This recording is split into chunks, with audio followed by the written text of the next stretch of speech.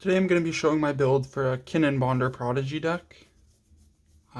It's a competitive deck. It's not maxed out CEDH, but it is what I take out most of the time when I'm playing competitive with my friends.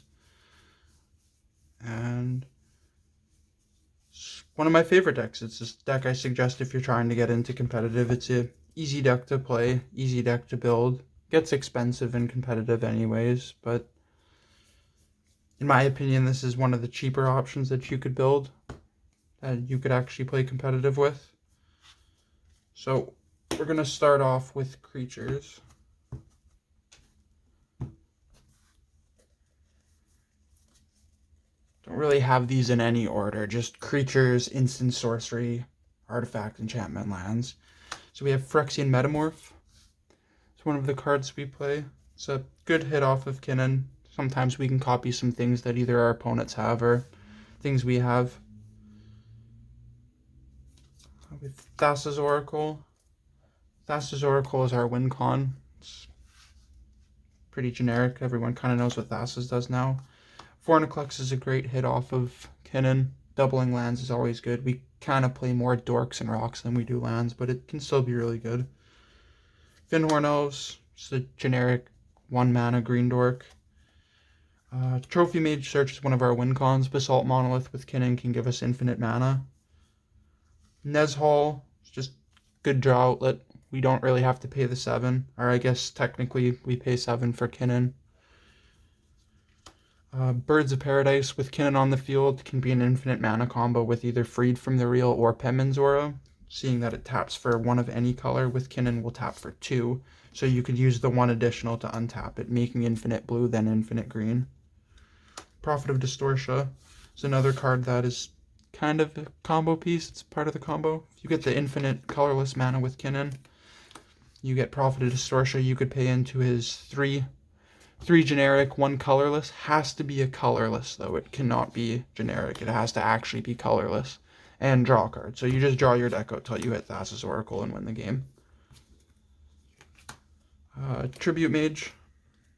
Tribute Mage is just searches an artifact with 2. We usually go for Isochron Scepter with that. If it's not an option, there are a lot of other 2-drop artifacts. Most of them aren't really things we want to search, but they're still good. Peregrine Drake. Peregrine Drake is one of our combo pieces as well. That goes into infinite mana. Peregrine Drake with any flicker outlet, as long as you have lands to facilitate it, will be infinite mana. Paradise Druid. Paradise Druid is another card that taps for 1 mana of any color. So if you get this on the field with Kinnan, Freed from the Real or Penman's Aura, this will tap for infinite blue, then you use the blue to go and make infinite green. Trinket Mage. If we do get Basalt Monolith on the field and we can make infinite colorless, we can cast Trinket Mage, searching a Walking Ballista to our hand and winning the game with that. Or we can go search a Soul Ring. If you want to play Mana Crypt or Mana Vault, you can. I do not have them in this deck list, but other search targets, the Opals. Some people I've seen play Skull Clamp in the deck. I still think about putting Skull Clamp in the deck with the amount of dorks, but hasn't really been needed lately. Seedborn Muse. Seedborn Muse is one of the best cards in this deck. I think it's pretty self-explanatory. You pay into Kinnan's ability. Look at the top 5, put a non-human on. If you have 7 mana, you got that on each of your opponent's turns. You get a Kinnan trigger every turn that's played. If you have 14, you get 2. Seedborn Muse is, if you're not going for win con, you're going for Seedborn Muse. Walking Ballista, another win con. Again, if we get infinite mana, Ballista can win the game. It's pretty self-explanatory. Most people should know what it does. Tidesprout Tyrant. I really like Tidesprout Tyrant. I was playing a game against my friend's Urza deck, and on turn 2 he polymorphed out a Tidesprout Tyrant and constantly bounced my lands back to my hand. In Kinnan, this build anyways, I don't know about others, we can't really get him out that fast, and it's a luck thing. We gotta hit him off the top. I guess the polymorph was too. But he actually kind of technically is one of our combo pieces here.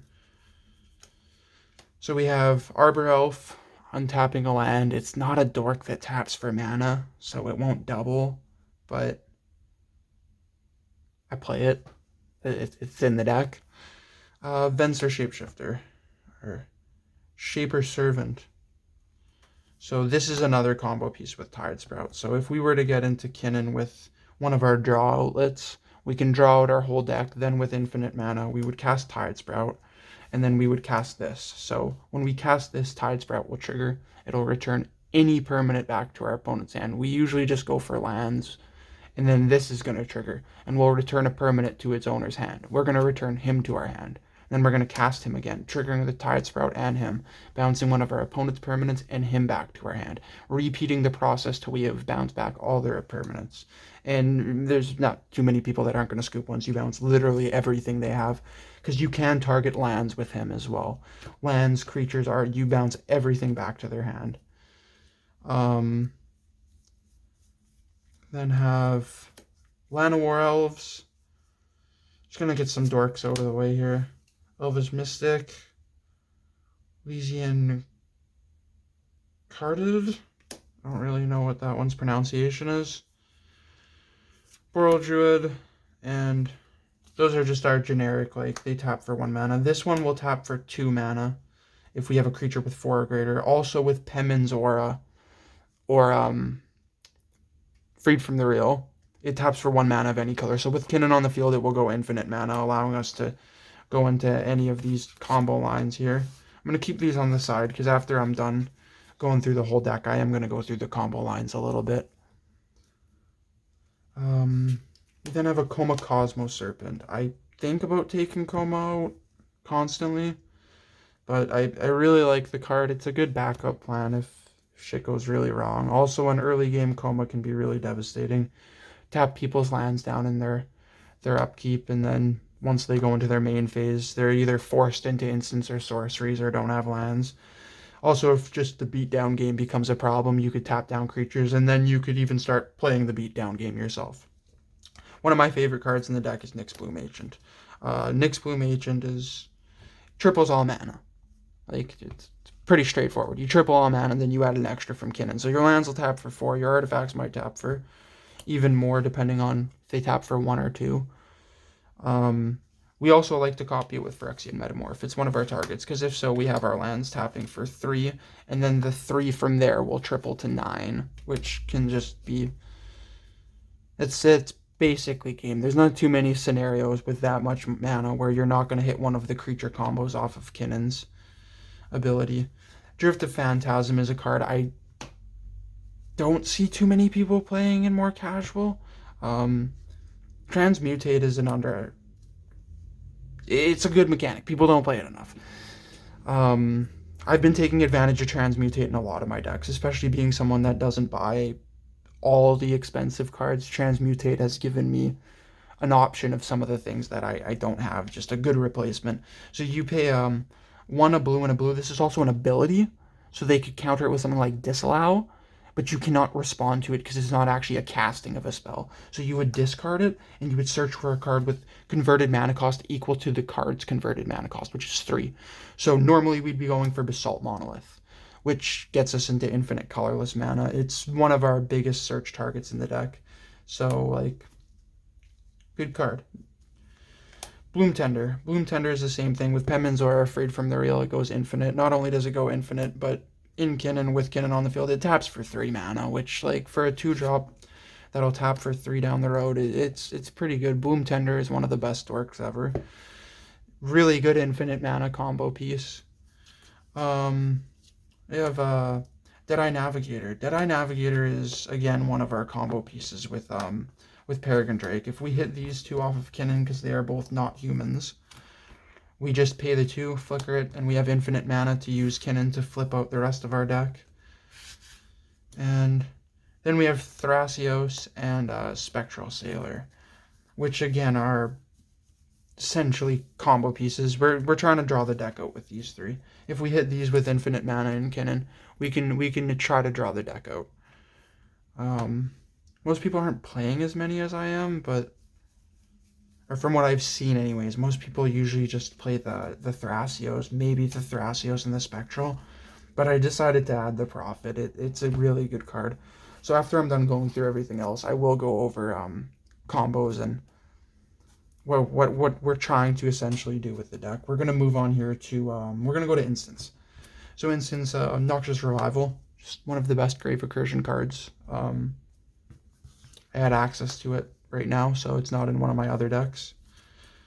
Frantic Search, a really good draw card. We can untap our 3 lands. If we have one of our mana doublers, it can actually make us mana and draw us cards. And then we have Beast Within, just good permanent removal in general. This is a deck that doesn't play the most removal encounters either for a CEDH build, which is one of the things I've kind of been trying to work on, putting more counters and removal in it. We have a Brainstorm. Brainstorm's just Brainstorm. You kind of play it if you have space for it. It's a good card. Even if you don't, you might want to make space for it. Brainstorm's good. Pongify. Pongify is really good creature removal. An Offer You Can't Refuse. It's a new counter spell. It's really good. I've been enjoying this one as someone that takes advantage of Red Elemental Blast and Pyroblast whenever I can. This has almost became more so a swan song, which is actually a card I don't own yet. So I've loved An Offer You Can't Refuse. It's made me think about buying Swan Song a lot more as well. I have Rapid Hybridization, which will be more removal. I believe that is my removal package, is just the 1 permanent and the 2 creature removals. We have a Pull from Tomorrow. Tend to make a lot of mana in kinnan. Passing turn with counter spells in hand isn't always the worst thing. On end phase, we can use kinnan's ability to throw some creatures on the field, or we could even just draw some cards. I really like the fact that it's instant. Reclaim, again, Grave Recursion. We like playing the 2 Grave Recursions. Got Worldly Tutor. Worldly Tutor's pretty basic. Search a creature to the top of your library.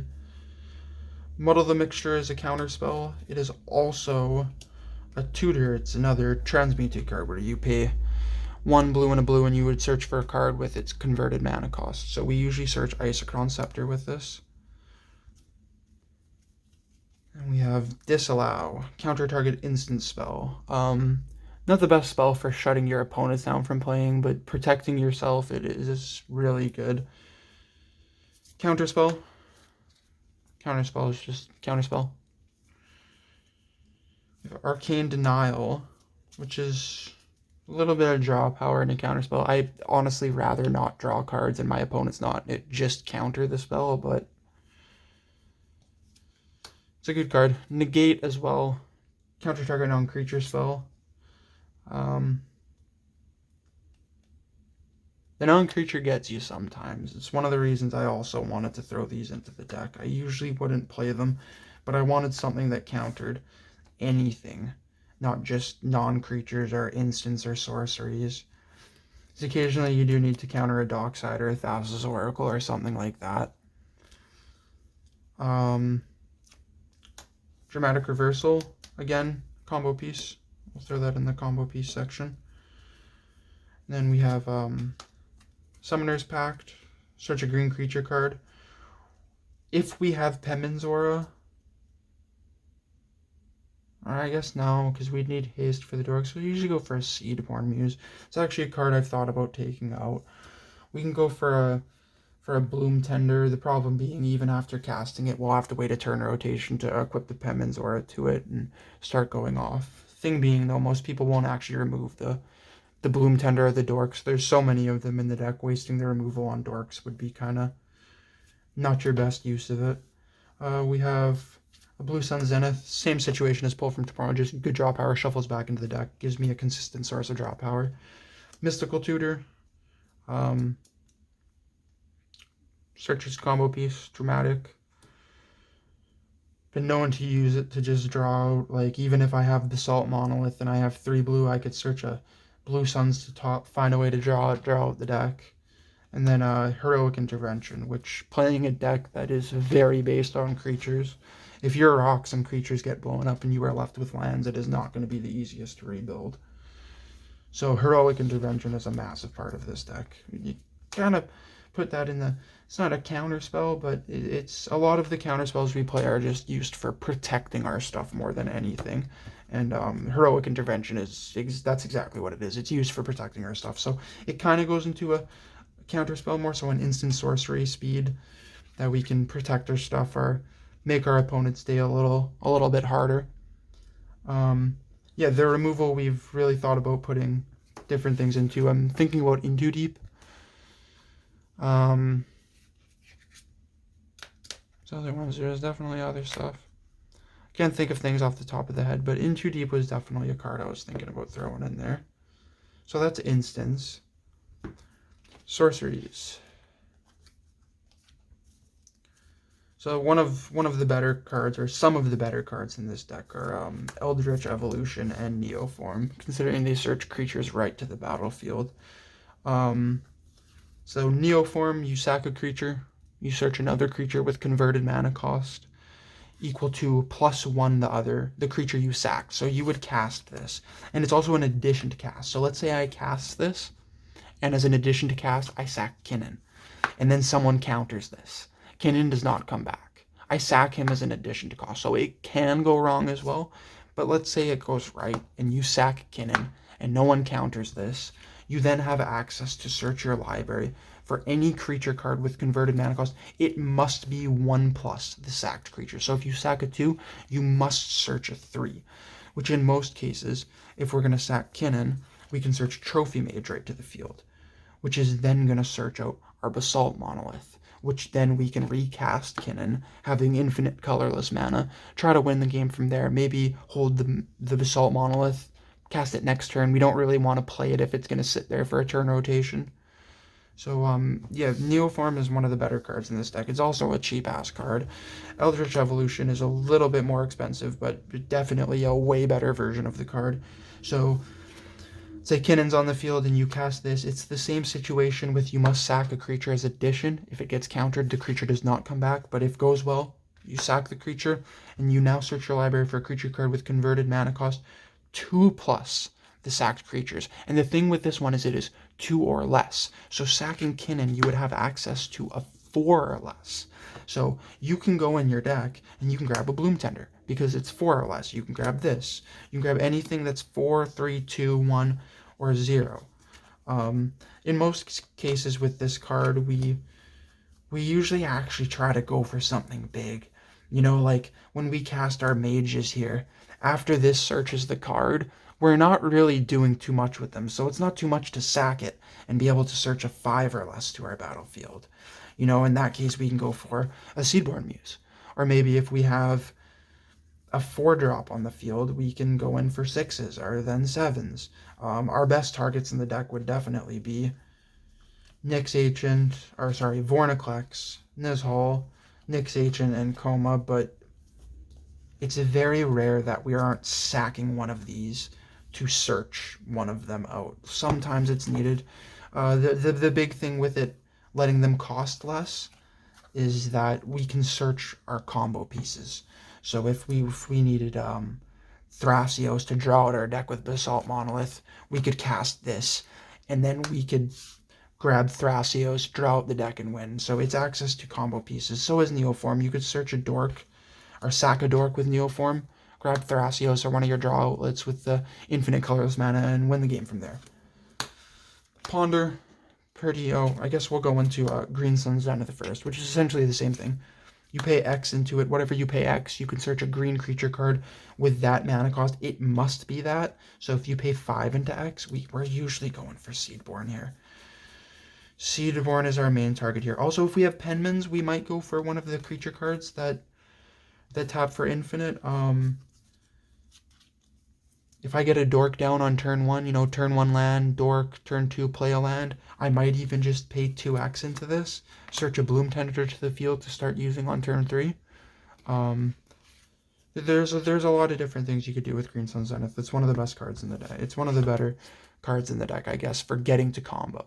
Anyways, not the best cards in the deck, but it gets to combo very well. Ponder. Ponder. Everyone knows what Ponder does. Cataxian Probe. Really good card. The hand knowledge, especially early game, can be good to see who you want to slow down. You know, maybe you look at someone's hand and you don't see them as much of a threat, and you now know you don't need to use your removal on them or something. Good to slow people down, even if they have a bad hand, though. Things change. Solve the equation. Search for an instant or sorcery card. Reveal it, put it into my hand. It's basically a Mystic Tutor sorcery speed for 3 mana. Fabricate is, again, 3 mana. Sorcery speed. Search an artifact to your hand. We'll go for Basalt, or we'll go for Basalt Monolith. We'll go for Walking Ballista, or we could even take a Soul Ring early if we really want a Soul Ring early. Isochron Scepter, and then I don't know why that was in our sorcery pile. That is an artifact. So yeah, that is our sorceries.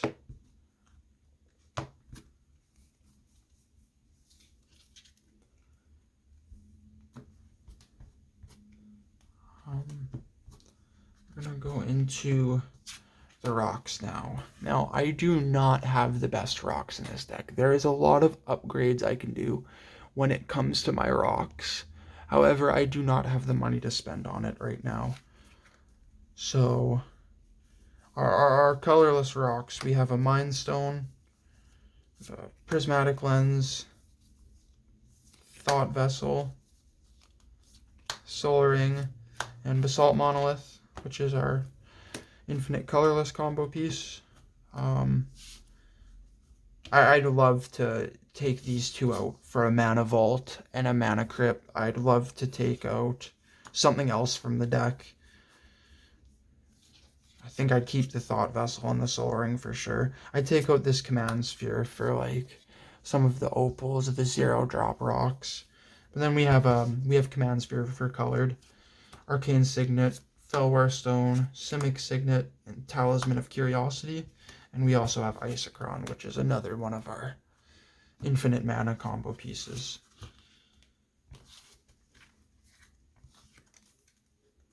And we're going to go into enchantments. We've got a Mystic Remora. It's one of the better draw outlets in the game, especially early. People, especially in CEDH, tend to play a lot of rocks early game. And if you can get down a turn 1 Mystic Remora going first, you could end up seeing a lot of draws from it. Or they just... I've seen certain players not play it. I sack my Mystic Remora, and the next turn they do it all because they don't want me drawing the cards. Rhystic Study, again, one of the best draw outlets in the game. Sylvan, just good advantage of looking at the top 3. Especially with Kinnan, you can kind of get an idea of what's on your deck if you actually want to pay the 7 to flip for a creature. We have Penman's Aura and Freed from Muriel, or I guess Freed from Muriel and Penman's Aura. Both infinite mana combo pieces. Carpet of Flowers. It's just one of the better early game plays for getting some mana going. Back to Basics. Really good card. Like, really, really, really good card. It's one of the only stacks pieces I play in the deck. I think it's the only one, actually. So non-basic lands don't untap during their controller step. For example, Blood Moon, a lot of people will know. Or Magus of the Moon. Back to the basics, I didn't even see for a while when I was playing. I didn't see it till about my first year, and then I saw it and was like, what is that? So I was playing Blood Moon and Magus in my Niv deck, and then I added this immediately. It's better. The Blood Moon and stuff, it makes your non-basic lands mountains. This just makes it so they don't untap at all, which can be really, really good. And then Wild Growth. More turn 1 ramp. Then we have our basic lands here. So we have 1, 2, 3, 4, 5, 6, 7, 8, 9, 10 forests. This is a deck that I don't have fetch lands in right now. They are currently in my other decks.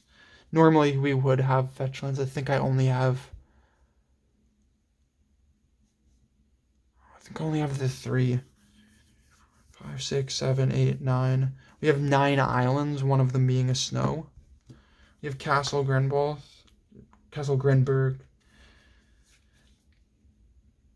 Garenbrig, Reliquary Tower, Seagate Reborn is it's actually a flip card. I should have put this in the sorcery section. So it is a land on the other side. You pay 3 life and it comes in untapped. And then its sorcery side is you draw cards equal to the number of cards in your hand. You have no max hand size for the rest of the game. We're going to throw that into the sorceries. Breeding Pool, Exotic Orchard, Rejuvenating Springs, Command Tower, Hinterland Harbor, and Yevmaya Coast. So yeah, we got some good multicolor lands. You don't really need too many in the deck. The more you have, though, the more consistent your deck will play, of course. The more you have access to put all of them in, as long as they're coming in untapped. I'd really avoid tapped lands in this deck. I took out Island Sanctuary just before I ended up making this video because it just kind of didn't make sense to me. Good card, can return some good shit, but I saw it as not needed. So yeah, we have Misty Rainforest I'd want in here, Scalding Tarn, and Fabled Passage we would play as our fetch lands, but they're not really needed. I have a Gitrog deck built right now, and it's just the fetch lands work a lot better in the Gitrog deck. So that's our lands. We only play 28 lands. Should arguably be playing more. My problem is I do get flooded with lands, and a lot of the games that I end up getting screwed over, then they're because I'm getting flooded with lands. So I'm going to demonstrate a couple of the combos here now. So majority of these we would need Kinnan on field for. So if we have Kinnan and we have, let's say, Basalt. Basalt taps for 3, and then you pay 3 to untap it. With Kinnan, you will tap it. It's going to make an additional, so it'll make 4. And then you can untap it for 3, profiting 1 every time, making infinite colorless. So with that infinite colorless, if you got Prophet of Distortion, which says 3 generic and a colorless, draw a card. You will draw your whole deck out, and then you can hit Thassa's Oracle. Same thing for Thrasios. You have the infinite colorless. You can draw out your deck with Thrasios, cast Thassa's, or you could even draw your deck out and then just cast a Ballista. It's good to play too. I've seen some people play Labman Thassa's and Ballista, or just Labman Thassa's, no Ballista. I like the Ballista though. So yeah, for colorless, that's about it. The Basalt isn't like immediate win. You will need color to win, but if you have either of these in hand and cast Basalt, you could just draw your deck out and win with either of those. So that's all a line of combo with the colorless mana. Now let's say you had infinite mana of any color, which we can make with that. And then there's these dorks here. So Isochron Dramatic with a dork and a Soul Ring is 3. You pay 2, cast it, it untaps everything, profit the 1 color, or the 1 of any color, so on and so forth. You make infinite of any color. So yeah, it's pretty. Yeah, most people should know what this does. One that I don't think a lot of people, and anyone that plays CDH will know, this will almost always know that this is a thing when they start building the deck, even if they've never seen it before, but I haven't seen this combo played by too many people. I see the Isochron Dramatic all the time. I even see other infinite mana combos, but the one that I never see is Pemmin's Aura and Freed from the Real.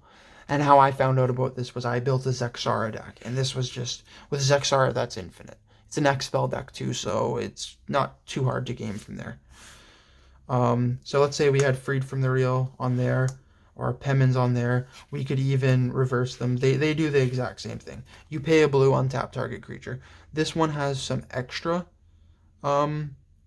text to it. You could pay 1 colorless. It gets +1, -1, or -1, +1 till the end of the turn. You can also play blue. It can't be the target of spells or abilities this turn, so hexproof. Or you can pay blue and give it flying.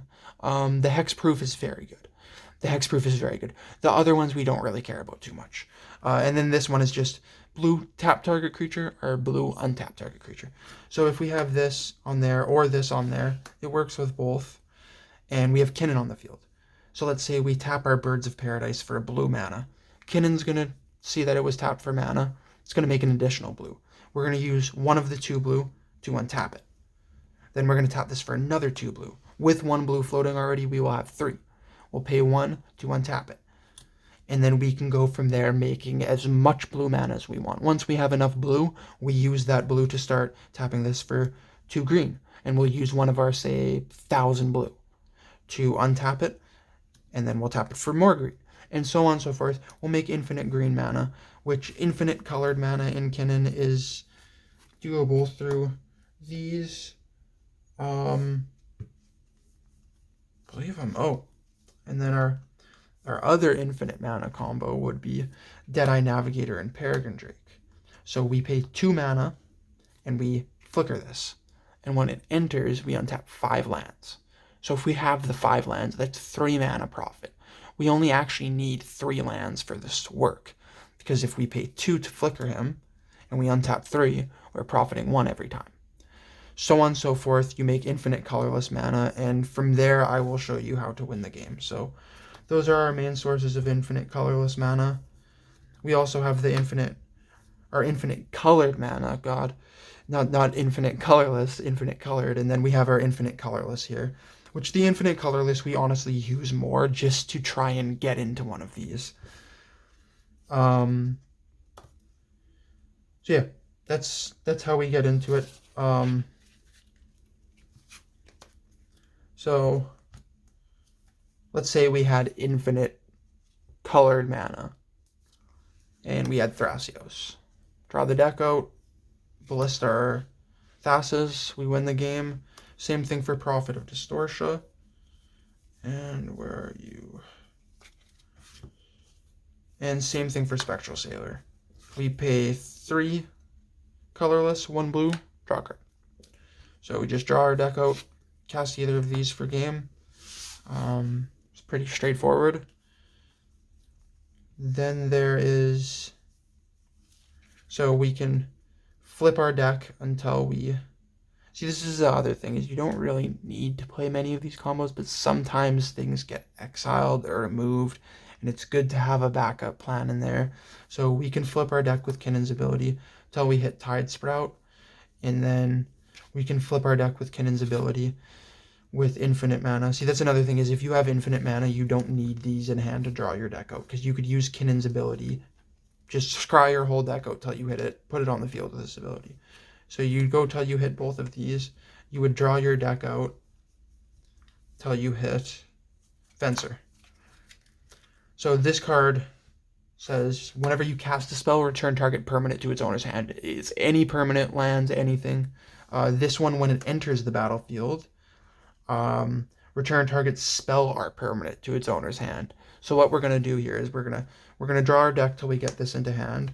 With this on field, we're going to cast this with our infinite mana, which will trigger this guy. We're going to return any permanent to our owner's hand. Then this will trigger, and we will return any permanent to its owner's hand. We are going to choose him, and we are going to return him to our hand. Then we are going to cast him again, triggering this, returning one of our opponents, triggering him, returning him, infinitely bouncing all of our opponent's permanents back to their hand. You can also pair this with Deadeye Navigator with infinite mana. So if you have infinite, you just cast it onto here, and then you pay 2, flicker him, bounce a permanent, pay 2, flicker him, bounce a permanent, pay 2, flicker him, bounce a permanent. Since you have the infinite mana, you can do it as many times as you want. He also has text that says, return target spell to its owner's hand. So it's a really good card just for if they play something that's you just don't want coming out this turn, you can flash this in, it has flash, return it to their owner's hand, and they don't get to play it. Gives you another turn. It's to their hand. They might even just throw it back out, but it's a good way to take some mana from a player. So yeah, these two will combo off, bouncing everything back to their owner's hands. Thassa's will just have a win the game trigger. Ballista will ping your opponents to deck. These are the 3 we mainly use to get into these combos by drawing it out. Also worth mentioning that Paragon Drake and Deadeye Navigator. I believe I might have said this when I was doing the creature thing. I'm probably going to be repeating myself multiple times all video long. But they're both, you can hit them off of Kinnan's ability. So if you're just flipping Kinnan, let's say you have 4 Kinnan triggers, and you hit this and this through those 4 triggers, and you have 2 mana to flicker, I guess you wouldn't even need the 2 mana, because through those 4 triggers, this would enter, untapping 5 lands. You would then have the mana to pay the 2 and flicker him, make infinite, so on and so forth. Draw out your deck with one of these, cast one of your win cons. It's a very consistent deck too. One thing about Kinnan is there's a lot of decks that struggle with being removed. They have their commander moved or something, and they can't get back in the game. It takes a turn rotation or 2. With Kinnan, there's not too many times you'll find yourself waiting there 2 turns till you're actually playing again. Some turns you might have to cast Kinnan, just pass. It almost never ends up that way unless it's really early game. It's a deck that has so many combos in it, even though some of your stuff is in the grave or gone. There's different combos you can get into. There's almost always a way left in your deck that you can win. It's easy to rebuild with the amount of mana. The big ones are board wipes and stuff. If you get Cyclonic Rift, they're board wiped. Putting all your rocks back out and all your dorks back out can be a little stressful.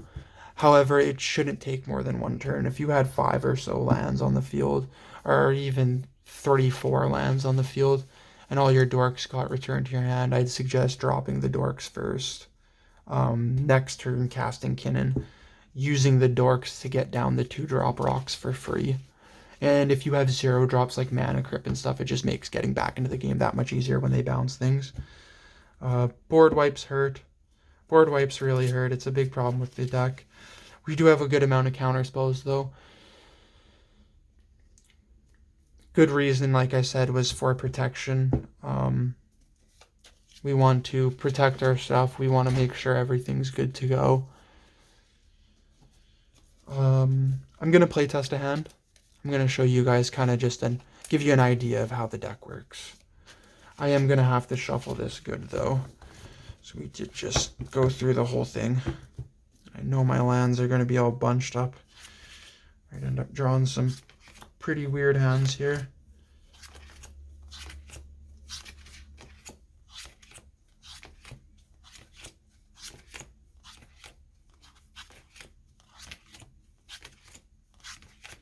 Kinnan is also just a great card for decks in general. Like, even if you're not thinking about playing him as your commander, it's a very, very, very, very good card to put in decks. Anything that's trying to make a lot of mana with non-land permanents. It's a good turn 2 cast, turn 3 cast. You can end up making a lot of mana with him if you got the rocks and the dorks to tap.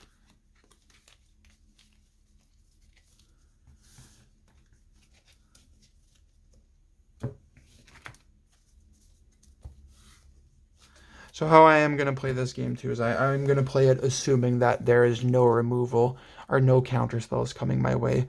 This is more so just to show you how it would play. You know, how the deck goes. So I'm going to assume no one's countering or removing any of my stuff.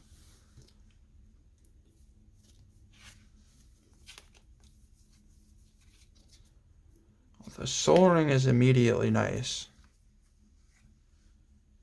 It was one of my problems with filming this video and doing a test hand. I didn't know if I was going to just keep getting shit hands, but I'm already going to keep this. So, turn 1, we would draw a card for turn. Nyx Ancient and Vorniclex, really not cards we want in our opening hand. The Soul Ring and Seedborn Muse are very good, though. We're going to play the Soul Ring, and we'll pass there. So we'll go into our next turn. Ooh. Okay. Play a land.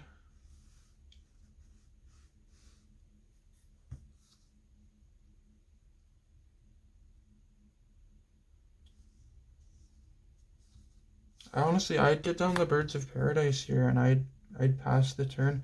It's kind of a sad turn too, but it still plays on turn 2. We're still up mana, going into 5-6 with land. So we'll untap, upkeep, draw, play a land for turn. I'm going to pay 2 for kinnan, so we can have our bird start tapping for extra and our Soul Ring. And then we will play our Seedborn Muse, which will have us untap during our opponent's turns, which in Commander you usually have 3 opponents. We're going to assume there are 3 opponents and this is a 4-player game. So I'd have 1, 2, 3, 4, 5, 6, 7, 8. I can only activate kinnan 1 time, so I would have on my first opponent's turn a kinnan trigger. We would whiff there.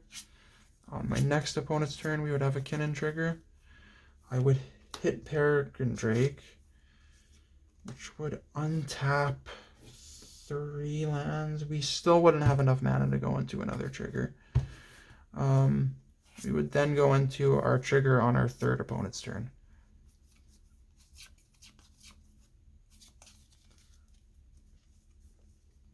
I'm going to go for the Dork. We actually can't hit Venser. He is a human.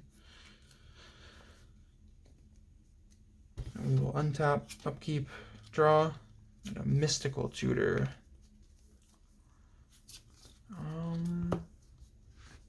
So immediately I'm thinking about getting this Nyx Agent down.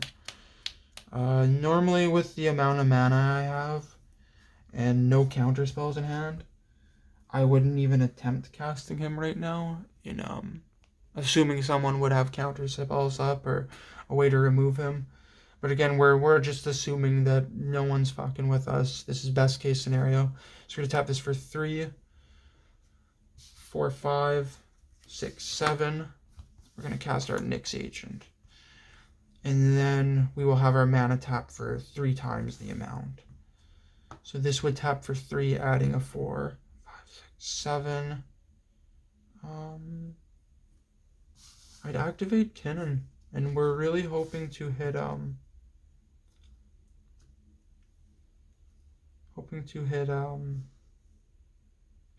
Deadeye Navigator here, because we can win with this deck on our opponent's turn as well.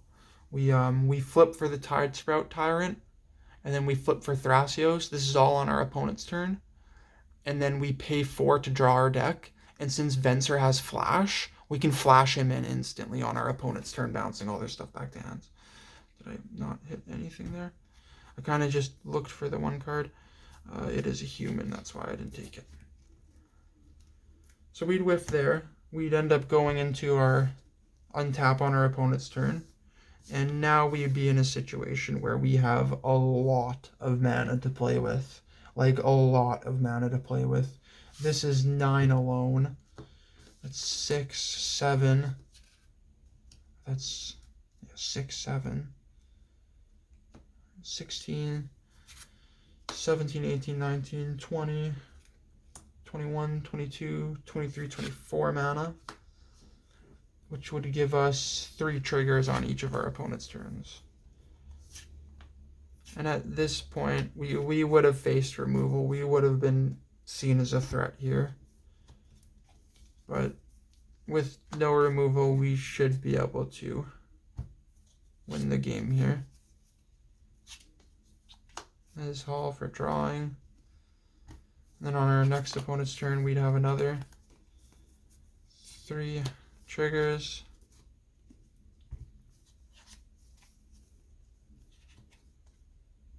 Coma.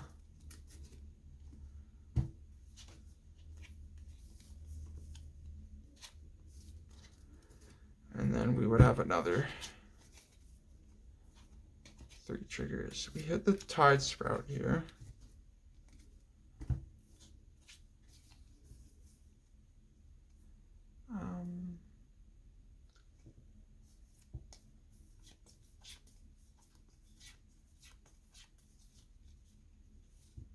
I would have to go for Thrasios. Didn't even think about it. Trophy Mage is a human. You cannot hit it off kinnan.